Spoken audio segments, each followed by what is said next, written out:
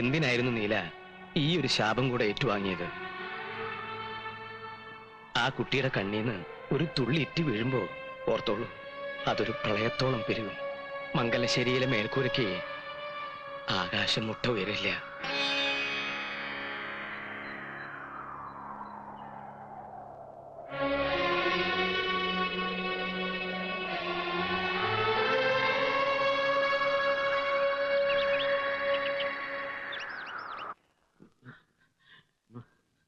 കുഴപ്പമായി. എന്താടോ?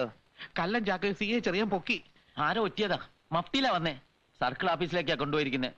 ചെറിയാനല്ലെങ്കിലും നമ്മളോടത്ര സുഖത്തിലല്ലോ. നീ SI മധുനെ വിളി. തല്ലും ചവിട്ടും കിട്ടുമ്പോ അവനുള്ള സത്യം പറയില്ലേ? Hello hello, police സ്റ്റേഷനല്ലേ?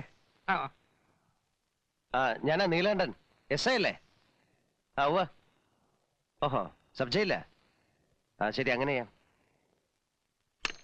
റിമാൻഡില്ല, sub jail. അവിടം വരെ പോണം. വണ്ടി റെഡിയാക്ക്. അവൻ കുറ്റം ഏറ്റിരിക്കുക. ചതയ്ക്കാൻ ഇനി 1 ഇഞ്ച് സ്ഥലം ശരീരത്ത് ബാക്കിയില്ല മുതലാളി. ഈ തടി പോക്ക. ഇനി ഇതുകൊണ്ട് ജോലി എടുത്ത് കഴിയാവും തോന്നുന്നില്ല. എന്ത് സഹായത്തിനും ഞാൻ പുറത്തുണ്ട്, പേടിക്കണ്ട. എന്നങ്ങനെ ഒരു വാക്ക് പറഞ്ഞുകൊണ്ടായില്ലോ സാറേ. പിന്നെ വളച്ചു കെട്ടാതെ കാര്യം ഞാനങ്ങ് പറയാം. ഒരു തുക കൈ കിട്ടണം. പെണ്ണും പിള്ളേരും പട്ടിണിയായിരുന്നല്ലോ. എന്താ വേണ്ട? 5 ലക്ഷം. ഇതിലൊരു പേശൽ വേണ്ട. എന്റെ അളിയൻ വരും. തുക അവന്റെ കിട്ടണം.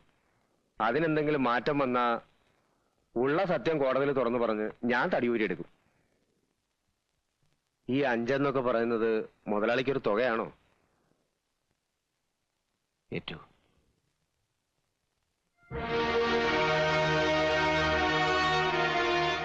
അവൻ സന്ദർഭം മുതലെടുക്കുകയാണ്, കള്ളപ്പന്നി. ഇനി അത് നോക്കണ്ട.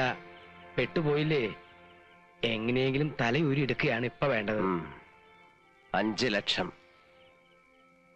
മേലെടുത്തെ പറമ്പ് അല്ലേ വരേ? ഈ ചുരുങ്ങിയ സമയത്തിനുള്ളിൽ ആരുടെ അടുത്താ കാശ് തരാണ്ടാവുക? ഓരോരുത്തരെയും കൈ അയച്ച് സഹായിക്കുമ്പോ ഞാൻ പണ്ടേ പറയാറില്ലേ, നമുക്കൊരാപത്ത് വരുമ്പോ ആരും ഉണ്ടാവില്ലാന്ന്. ഇപ്പൊ അനുഭവത്തിൽ വന്നില്ലേ? താൻ പുരാണം വിളമ്പാതെ പറമ്പിന് ഒരാളെ പറയടോ. കുന്തം വിഴുങ്ങിയതുപോലെ നിൽക്കാൻ നിങ്ങളൊക്കെ ഒന്ന് വാതുറക്ക്. ആളെന്ന് വെച്ചാ ഇപ്പൊ റെഡി ക്യാഷ് കയ്യിലുള്ള ഒരാളേ ഉള്ളൂ, വീരാൻകുട്ടി.